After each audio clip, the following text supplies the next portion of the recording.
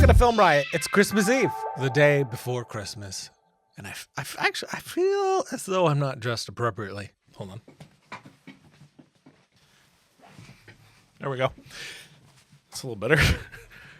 First question. What are some things we could do to bring our footage to the next level? There's always that moment of seeing other people's work where you think, what are they doing differently? When I was in film school, we were shooting on 35mm film. It was our 35mm course, and our 35mm instructor had shown us a film that he was working on, and it looked very cinematic. It looked like a movie, but the one that we were working on just looked like garbage. We could have shot it on a digital camera. It just did not look cinematic at all. So I went and I asked my instructor, I said, what are you doing differently that we're not doing? And what he said was everything. And he was right. It was everything. It was the wardrobe. It was the set. It was the colors that we were using. It was the framing. It was the lighting. It was all the post-production processes. It was also the blocking. It was the look of the actors. Everything comes together to make that final product. It's like when you're cooking, you know, every ingredient matters. Too much of one thing, not enough of another, and it's just not going to come out right. And that's exactly what it is for filmmaking. So you need to be thinking about what your actors are wearing, what's in the background, where they're standing, what's in the foreground, you know, your final color correction, where you're putting the camera. You know, sometimes for me, even on set, 2 feet in any direction, even sometimes a foot up or down, 6 inches up or down makes all the difference from looking TV or looking cinematic. So it's all of these things. And the best way to wrap your head around these things and get better at them is to dissect the things that you love. So really watch these films, these short films, you know, this television, whatever it is that you really love the look of, that's, you know, having an emotional reaction from you. Take that and dissect it. Turn the sound off, see exactly what it's doing. Turn the sound back on and just pay attention to that. Pay attention to all of it and really try to reverse engineer it and try to replicate it yourself. Redo those scenes and that'll help you figure out where it is that you're missing those ingredients that they're really firing on. What can you do if an actor drops out after you filmed the majority of the film? Probably my first thing would be, can we cut that character out? Can we reshoot that stuff? I mean, if there wasn't money involved, if it was going back to, you know, a short film like, you know, Losses or Tell or, you know, something like that, where there really wasn't that much money involved or no money at all in the case of a lot of them, and an actor had dropped out, I would probably just spend more time reshooting everything.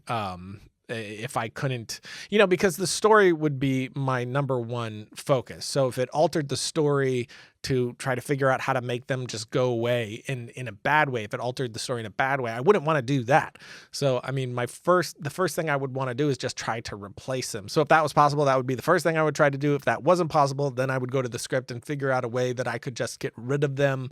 It's a really tough situation, and I'm sorry that you're in it. My guy, Rye Guy, I have a short film that's VFX intensive that I don't know exactly how to pull some things off. How is your pre-VFX workflow? Do you regularly communicate with VFX artists on how to pull something off before you do it? I'm not a visual effects artist. I can do VFX, and I did spend a lot of time figuring that stuff out so I could direct it better on set, but it's not what I do. So I'm absolutely in close communication with my VFX artists before I shoot things so they could tell me what the best way to go about it was, you know, to set them up for success as best as possible. So when I did Ballistic and Sentinel, I was talking to Andrew Kramer as much as possible. I was even sending him, you know, just texting him pictures from the set of how we had set up the green screen or whatever the shot was, giving him, you know, previews of the shot before we shot the actual take. So he could tell me, hey, you know, shift that or shift this. That would, you know, help us a lot in post. So doing that stuff is definitely going to help you get the best end result possible. And that goes across the board with any, you know, your cinematographer, your editor,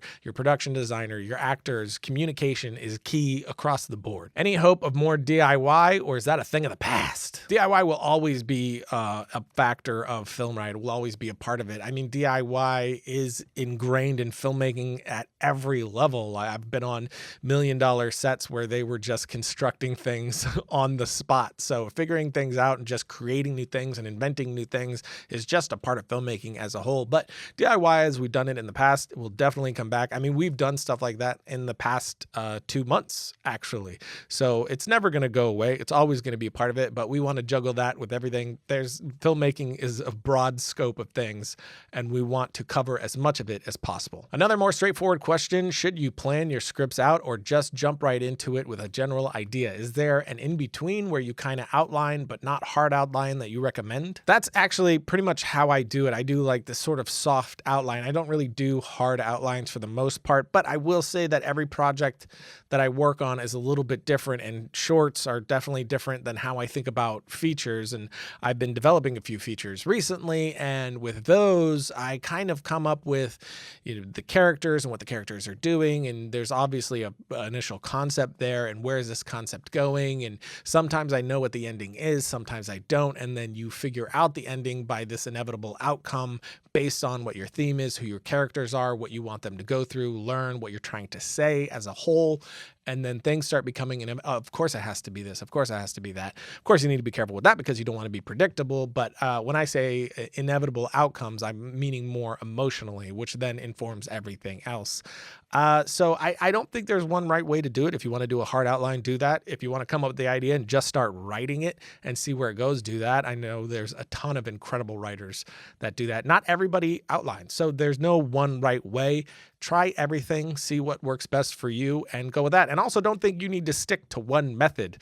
I personally do things differently on I even shot list differently on every production. I don't really do the same thing twice for whatever reason. There's that foundation of an idea of how I do it that kind of sticks around, but everything else kind of changes from project to project. What is the most versatile piece of advice you've ever received? The best piece of advice I ever got wasn't even aimed at me. It was being said to someone else. And Brian Brushwood was saying to someone else that was asking him for advice that there's nothing that I could say to you that you wouldn't learn and understand better just by continuing to do what you're doing. Meaning, you do a short film, you show it to somebody, and at some point there are notes that aren't going to click with you because you're not there yet. So just keep going, keep doing. And with each one, your understanding is going to grow and grow and grow. And then those notes are going to make more sense. So it was that piece of advice that I heard him give just opened up, just turned on a light switch for me that made me realize that doing is the best advice I could possibly get. And that's something we've tried to preach on the show ever since, is just by doing more and more and more and more. That was the best education and best advice I could ever get, is just the doing. Just because you're expanding your experience, and by expanding your experience, you're expanding your understanding because you're constantly evaluating your own work and figuring out why that didn't work and trying different on the next one. And that just grows and grows and grows. So the best advice that I've ever personally heard or have gotten or could give is to just keep doing, and nothing that anyone could say is going to be more informative than you actually just doing. If Spielberg came to you and said he was remaking one of his classics, you get to pick and direct it, which one would you choose? Blasphemer. How dare you? How dare you?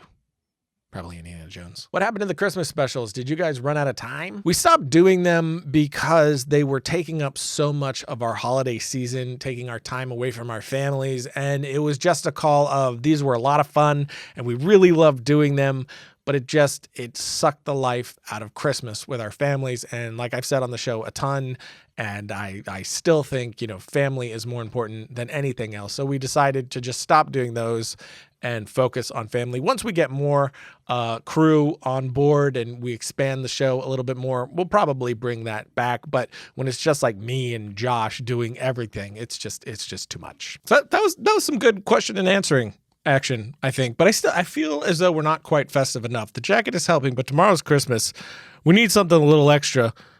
Let's jump into Adobe Stock, shall we? So inside of Adobe Stock, I can go over here, click videos, and let's search for, let's go with snow. Let's get it on alpha. Why not? So now, since, Adobe Stock has like everything you could possibly think of that you might need in terms of stock footage, we have all these options of snow. Now we could grab this bad boy, bring it into our editor, and there you go. Snow. It's a wintry wonderland. Kind of like it. I think I'll keep it. Do you want to protect yourself online? I want you to too. I want you to also. And you can do that and get 75% off a 3-year plan by using the coupon code FilmRiot at nordvpn.com/FilmRiot. And when you do that and use our code, you get an extra month free. Because here's the thing, it's the holiday season, which means it's peak season for online shopping. Let's be honest, we don't want to go to I don't go to a store. I'm just way too lazy to go to a store. So I'm doing all my shopping online on the Amazons and what have you. And there's bastards that want to steal your stuff. And by stuff, I mean your online identity stuff and or other things. So you can protect yourself online and get that 75% off a 3-year plan. Are you serious? 75%? Yes, I'm serious. And here's how it works. You get a NordVPN account, then you download the app onto your desktop or your phone. You sign in, turn it on, and that's it. And what it's doing is hiding your IP by redirecting your connection through a remote server, which means it's making it seem like your location is somewhere else entirely. On top of that, your ISP no longer knows what you're doing, so no throttling, no targeted ads, none of that nonsense. Plus, you can select which of thousands of servers in 61 plus countries you want to jump on, which means if you wanted something in a different country that Netflix gets that we don't get here, you can jump on that server, and there you go. They also have a Chrome extension, Android and iOS apps, military-grade encryption, no data logging, and it's the only VPN with a perfect score from PC Mag. So jump over to nordvpn.com/Film Riot, use the coupon code, get 75% off a 3-year plan and an extra month free, and protect yourself from all the internet pirates that are out there. Logo. So that's it for today, which means it's time for my suggestion of the week. And that's just going to be the movie that I watch every Christmas Eve since this is coming out on Christmas Eve. And that's Muppet's Christmas Carol. I'm sure I've mentioned it on the show before, but that's what I watch with my family every Christmas Eve. So there you go. That's my suggestion of the week. Also, Polar Express, one of the greatest Christmas movies of all time, in my opinion. And It's a Wonderful Life. Just pick any of the above. It's fine. Just do. Oh, I got you know what? Here's another suggestion of the week. 20th Century Fox released a Christmas trailer for Die Hard. If you haven't seen that, you have to check it out. It's pretty great. And they released one for Predator, which it's even more great. Definitely check that out in the links below. Merry Christmas, Happy Holidays, or just Happy Monday and Tuesday if you don't celebrate at all. And until next time, don't forget to write, shoot, edit, repeat.